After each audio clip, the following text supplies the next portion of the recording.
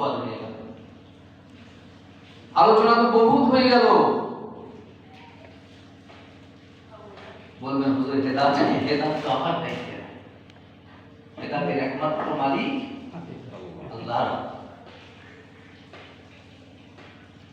ভাইরা আমার, প্রিয় নবী মুহাম্মদ রাসূলুল্লাহ সাল্লাল্লাহু আলাইহি ওয়াসাল্লামের দাওয়াত যখন আল্লাহ রাব্বুল আলামিনের হাবিব যখন দাওয়াত পৌঁছায় দিলেন, আল্লাহ রাব্বুল আলামিন জানিয়ে দিলেন, বন্ধু পৃথিবীর জমিন আমি তোমারে এমন করে পাঠাই নাই যে মানুষদেরকে লাঠি চার্জ করে তুমি দাওয়াত পৌঁছায় দেবে, মানুষদেরকে লাঠি চার্জ করবে। দাওয়াত পৌঁছে দেওয়ার দায়িত্ব হলো তোমার, আর হেদায়েত করার একমাত্র শুধুমাত্র মালিক হলো যিনি, তিনি হলেন আল্লাহ, একমাত্র হেদায়েতের মালিক। তবে মানুষ যদি হেদায়েতের জন্য চেষ্টা না চালায়, আল্লাহ কখনো বান্দাকে হেদায়েত করার চেষ্টা। আমার প্রিয় ভাইরা, হেদায়েতের জন্য আমাদেরকে চেষ্টা চালাতে হবে। কি চেষ্টা চালাতে হবে? নিজে কি চেষ্টা করতে হবে হেদায়েতের জন্য। বয়স তো হয়ে যাচ্ছে, বার্ধক্যে চলে আসতেছি, এখন তো বুড়োদের কথা নেই, তাহলে আর বয়স কবে? এই জন্য পয়গম্বর আলাইহিস সালামকে আল্লাহ রাব্বুল আলামিন পৃথিবীর জমিনে পাঠিয়ে দিয়েছিলেন দ্বীনের দাওয়াত দেওয়ার জন্য। নূহ আলাইহিস সালাম 950 বছর দাওয়াত দিয়ে তার কওমের মানুষের 40 জন পুরুষ আর 40 জন মহিলাকে হেদায়েত করলেন। বনি ইসরাইল গোত্রের যিনি পয়গম্বর ছিলেন তার নাম ছিল মুসা কালিমুল্লাহ, যিনি 70,000 পয়গম্বরের কমান্ডার ছিলেন। কিন্তু মুসা কালিমুল্লাহ মানুষদেরকে তেমন হেদায়েত করতে পারে নাই। হযরত মুসা আলাইহিস সালামের পক্ষে সম্ভব হয় নাই তেমন মানুষদেরকে দিনের দাওয়াত দিয়ে হেদায়েত করা। প্রিয় ভাইরা, হেদায়েতের একমাত্র মালিক হলো, একমাত্র শুধুমাত্র কেবলমাত্র মালিক যিনি, তিনি হলেন আল্লাহ। এই হেদায়েত যখন বান্দা নিজের চেষ্টা চালাবেন, হেদায়েত করবেন যিনি, তিনি হলেন আল্লাহ। হেদায়েত করবেন যিনি, মাইয়াদি ইয়াশা। আল্লাহ বলেছেন আমি যারে খুশি তারে হেদায়েত। সারা জীবন ভর ধর্মের বিরোধিতা করলেন, ইসলামের পুরা ঘোর বিরোধী যিনি ছিলেন আল্লাহর নবী, প্রিয় নবী মুহাম্মদ রাসূলুল্লাহ সাল্লাল্লাহু আলাইহি ওয়াসাল্লামের আপন চাচাতো ভাই আবু সুফিয়ান। ইসলামের বিপক্ষে এমন কোন কাজ নাই যেটা আবু সুফিয়ান করে নাই, এমন কোন কাজ করে নাই।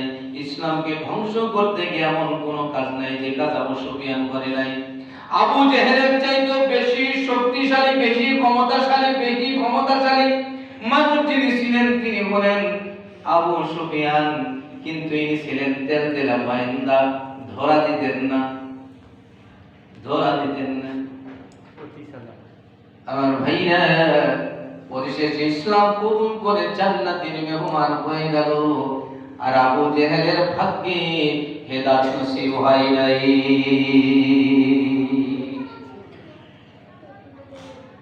আমরা বলে থাকি আবু জেহেল নবীর আপন চাচা। ইতিহাসের কোন পাতা তালাশ করে পাই নাই, নবীজির জীবনে তালাশ করে পাই নাই, হাদিস তালাশ করে পাই নাই। কেননা আবু জেহেলের বাবার নাম ছিল খাত্তাব, ওমরের বাবার নাম ছিল খাত্তাব। তাহলে আল্লাহর নবীর দাদার নাম ছিল আবু তালেব, আব্দুল মুতালেব দাদার নাম ছিল আব্দুল মুতালেব। তাহলে বোঝা গেল যে আবু জেহেল আল্লাহর নবীর আপন কোন চাচা নয়। কিন্তু আল্লাহ রাব্বুল আলামিন আবু জেহেলের প্রতি এত নারাজ হয়ে গেল, কিয়ামত পর্যন্ত আবু জেহেলের বাড়িটা পায়খানায় থাকবে, মানুষেরা সেখানে পায়খানা করবে। আর মুহাম্মদুর রাসূলুল্লাহকে আল্লাহ এত ভালোবাসলেন, এত ভালোবেসেছিলেন আমার নবী মুহাম্মদুর রাসূলুল্লাহকে, যার কারণে সৌদি গভর্নর তার বাড়িটাকে এখন থেকে শুরু করে, শুধু এখন নয়, আজ থেকে 1400 বছর থেকে শুরু করে কিয়ামত পর্যন্ত সেখানে মদিনায় ও মক্কার লাইব্রেরি থাকবে। সেখান থেকে মানুষ কিতাব দর্শন অর্জন করবে, মানুষেরা ইলম অর্জন করবে, আর আবু জেহেলের বাড়িতে গিয়ে মানুষগুলো পায়খানা করবে। কিয়ামত পর্যন্ত থাকবে। আর সে দুই একটা নয়, 12,000টা একটা পায়খানা। হাজী সাহেব দেখছে 4 তলা পর্যন্ত পায়খানা।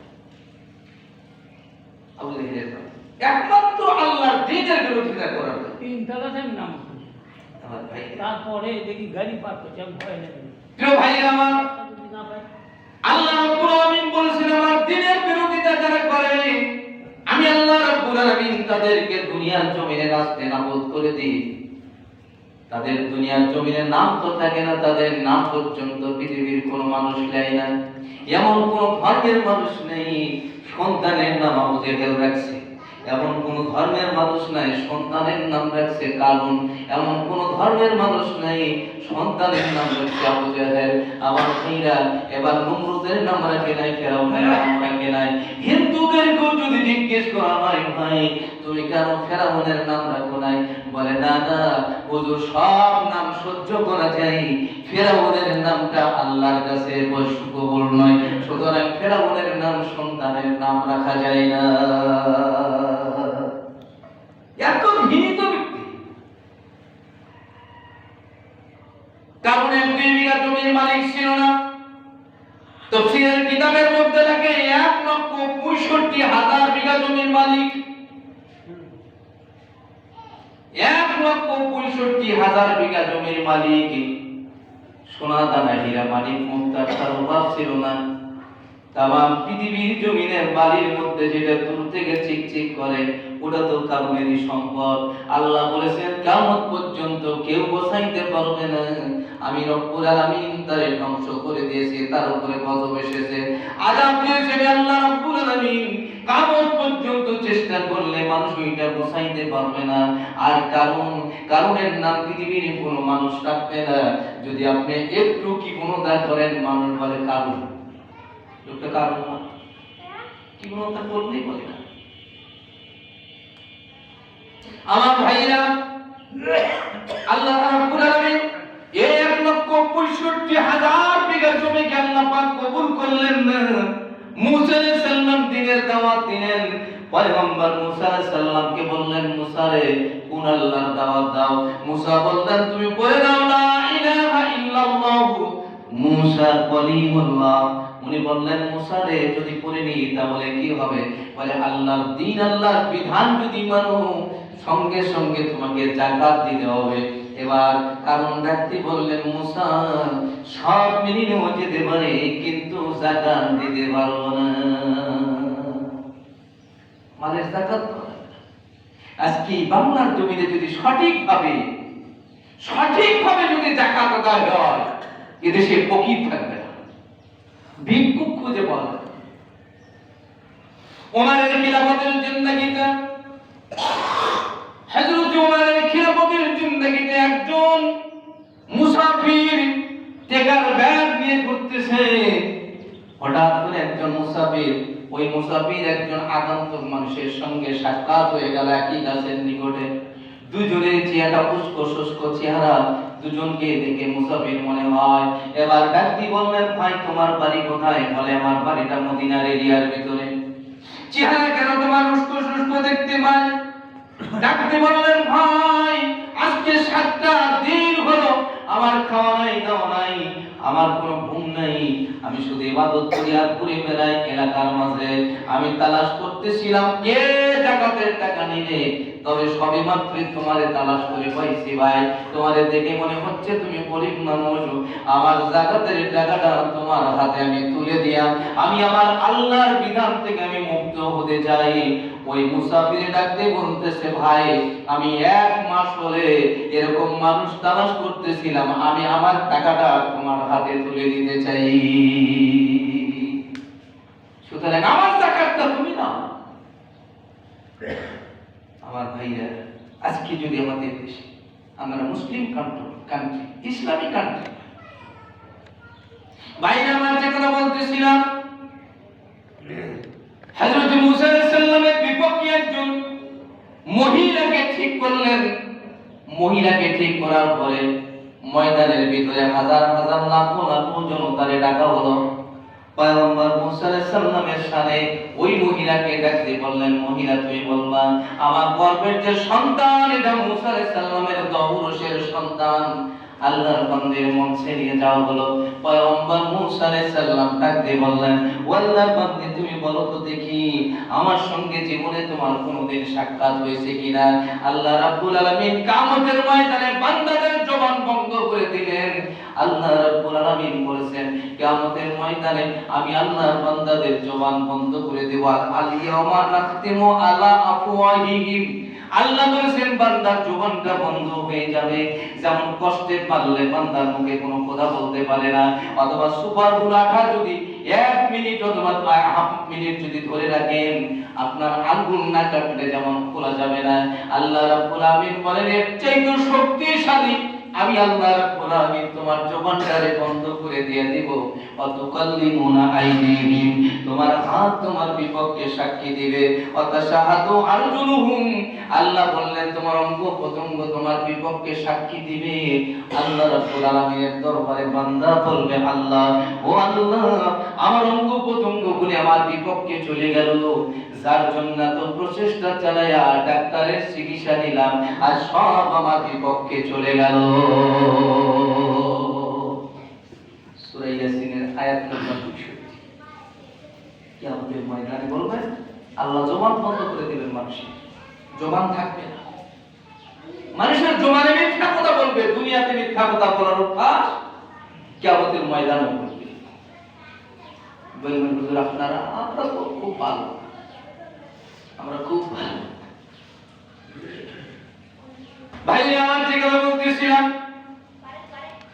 মুসা আলাইহিস সালাম আল্লাহর দরবারে বললেন আল্লাহ এই ব্যক্তির জবানটা বন্ধ করে দাও। জবান বন্ধ হয়ে গেল। জবান যখন বন্ধ হয়ে গেল ডাক দিয়ে বললেন পেটের ভিতরে সন্তান তুমি আছো, তুমি বলো তোমার বাবা কে। পেটের ভিতরে সন্তান জবান করে চিৎকার মেরে বললেন জনতারা শুনি না আমার একটা রাখালের সঙ্গে মেলামেশা করার পরে আমারে জন্ম দিয়েছে, আমি আল্লাহর পয়গম্বর মুসা আলাইহিস সালামের জন্ম দেওয়া সন্তান নয়। মুসা আলাইহিস সালাম ডাকতে বললেন আল্লাহর বান্দা বলো কে তোমাকে পরামর্শ দিয়েছে? বলে লক্ষ লক্ষ কোটি কোটি টাকার বিনিময়ে আমাকে কানুন ঠিক করেছে, এই জন্য আমি তোমার বিপক্ষে সাক্ষী দিতে এসেছি। আল্লাহকে ডাকতে বললেন আল্লাহ তোমার এই জালেমের উপরে তোমার গজব নাযিল করো। আল্লাহর বান্দা সঙ্গে সঙ্গে জমিনের মধ্যে গ্রাস হয়ে যাচ্ছে। হাঁটু পর্যন্ত যখন জমিন গ্রাস করে ফেলেছে ডাকতে বলে মুসা তুমি আমারে বাঁচাও। হযরত মুসা আলাইহিস সালাম কোনো কথা শুনলেন না। বুক পর্যন্ত যখন গ্রাস করলেন কোনো কথা শুনলো না। সমস্ত শরীর যখন জমিনের মধ্যে গ্রাস হয়ে গেল আল্লাহর পয়গম্বর কোনো কথা শুনলেন না। আল্লাহ রাব্বুল আলামিন ডাকতে বলেন এখানেই শেষ নয়, কারণ 1,65,000 বিঘা জমিকে আল্লাহ রাব্বুল আলামিন পুরে তামা বানায় ফেলে দিলেন। কিয়ামত পর্যন্ত কারুনের সম্পদের উপরে আর কোনোদিন ঘাস পর্যন্ত জন্মিবে না। মিশরের জমিনে এখন আছে কারুনের সম্পদ, কিন্তু মিশরের গভর্নরটাকে বাউন্ডারি করে রাখছে, ওর ভিতরে ঢুকলেই মানুষ গজবের মধ্যে পড়ে যাবে, এই জন্য বাউন্ডারি করে রাখছে। কিন্তু অদূরে একটা বাড়ি আছে, একটা ছোট্ট বাড়ি আছে। তাফসীরের কিতাবে লেখে ওইটা হলো কারণের আল্লাহর দরবারে প্রার্থনা করার জন্য একটা ঘর। ওই ঘরের ভিতরে কারণ যখন গরীব ছিল তখন ওই ঘরের ভিতরে বসে বসে রাতের অন্ধকারে আল্লাহর ইবাদত করত। মাবুদকে ডাকতে বলতো মাবুদ আমি তোমার গোলাম, আমি তোমার গোলাম, মেহেরবানি করে তুমি আমার প্রতি রহম করো। আল্লাহ রাব্বুল আলামিন তার প্রতি রাজি আর খুশি হয়ে 1,65,000 বিঘা জমির মালিক বানাই দিয়েছিলেন, সোনার দানায় হীরা মানিক মুক্তার মালিক বানিয়ে দিয়েছিলেন। আল্লাহ রাব্বুল আলামিন কিয়ামত পর্যন্ত এটাকে জারি রাখবেন, কেননা যেই জায়গাতে ইবাদত করা হয় আল্লাহরে ডাকা হয়, আল্লাহ বলেন এই ঘরটা আমি আল্লাহ রাব্বুল আলামিন নষ্ট করতে চাই না। এই ঘরটা বড় দামি ঘর, এই ঘরটা বড় দামি ঘর। এটা মির্জাপুরের মানুষের জন্য খালি নয়, মির্জাপুরের মানুষরাই নামাজ পড়বে। পৃথিবীর যে দেশের মানুষ হোক এখানে আসবে, মসজিদের ভিতরে ঢুকে পড়বে, চোর লুচ্চা গুন্ডা সন্ডা পান্ডা সব ঢুকে পড়বে, কাউকে নিষেধ করার যোগ্যতা আপনার এখানে নিষেধের জায়গা। সরকারি বিচার হবে বা সামাজিক বিচার হবে, সেটা যায় অন্য জায়গায় হবে, কিন্তু মসজিদে নিষেধ করার জায়গা কারো। আল্লাহ রাব্বুল আলামিন বলেছেন, ইয়া আইয়ুহাল্লাযীনা আমানু তুবু ইলাল্লাহ, হে ইমানদারেরা আমি আল্লাহর কাছে তওবা করো, তাওবাতুন নাসুহা, আমি আল্লাহর কাছে তুমি তওবা করো, তোমার দিলের তওবা, তোমার অন্তরের তওবা। কেননা এটা অনেক মাওলানা সাহেব বলেন এটা তো ওই নসুহার তওবা কি আল্লাহ কোরআনে লিখছে, রেকর্ড করছে, এটা ভুল এবং মিথ্যা কথা। নসুহা নামের একজন মহিলা ছিল, বাদশার একজন বাদী গোলাম, কিন্তু ছিল পুরুষ, সেজে ছিল মহিলা, ছিল পুরুষ সেজে ছিল মহিলা, আর মহিলাদের চরিত্র নষ্ট করত মহিলা সেজে। এরকম ঘটনা, কিন্তু আল্লাহ রাব্বুল আলামিন এটা কোরআনে রেকর্ড করে নাই। আল্লাহ নিজেই বলেছেন তোমরা অন্তরে তওবা করো, দিলে তওবা করো। রাজদরবার থেকে স্বর্ণের হার হারিয়ে গেল, সবাইকে চেক করা শুরু করে দিয়ে দিলেন। 70 জন মহিলারা চেক করে, 69 এর কাছে যখন আসলো তওবাতুন নাসুহা, অন্য মহিলাটার নাম ছিল, ওই পুরুষের নাম ছিল হলো নাসুহা। উনি আল্লাহর কাছে বলেন, আল্লাহ আমার ইজ্জতটা তুমি নষ্ট করে দিও না, কারণ হলো আমি পুরুষ সেজে মহিলাদের ইজ্জত নষ্ট করেছি। আল্লাহ তুমি আমার এই ইজ্জতটা নষ্ট করে দিও না, আমি তোমার কাছে দিল থেকে তওবা করলাম, আল্লাহ তুমি মাফ করে দাও।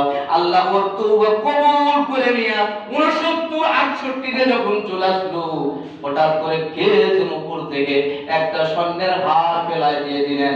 বাদশা বললেন, দেখো তো এই স্বর্ণের হার আমাদের নাকি? বাদশা দেখেন স্বর্ণের হারটা এটা রানীর হার, বলে আমাদের হার পাইছি, আর কাউকে দেখার প্রয়োজন নেই। যুবক বাদশার কাছে গিয়ে রাখতে বললেন, বাদশা নামদার, আপনার এই 69 জন মহিলা যারা আছে এদের চরিত্র আমি নষ্ট করেছি, আমি একজন যুবক, আল্লাহর কাছে তওবা করেছি, আল্লাহ আমারে মাফ করেছে। আল্লাহর কসম জীবনে আর কোনোদিন, কি বাবা পানি আছে তো? পানি তো ভাই করছি, আমার ওরা গল্প করছে নাকি? ভাই আমার বললেন, আমি ছিলাম যুবক, আমি একজন পুরুষ, কিন্তু মহিলার সাথে এদের চরিত্র নষ্ট করছি। এই জন্য কোনো পুরুষ যদি মহিলার ভেষ ধরে, মহিলার অভিনয় করে, কিয়ামতের কঠিন ময়দানে এই মহিলা সাজার কারণে সে জাহান্নামে যাবে। যত বড় নামাজি হোক আর রোজাদার হোক না কেন, সে মহিলা সাজার কারণে জাহান্নামে চলে যাবে। পুরুষ মহিলা আর মহিলা পুরুষ সাজার মতো কোনো যোগ্যতা আল্লাহ দেয় নাই। আল্লাহ বলেছেন, যারে যেই জায়গায় রাখছি সেখানেই থাকো। প্রিয় ভাইরা আমার আপনার জীবনে কত অপরাধ করেছি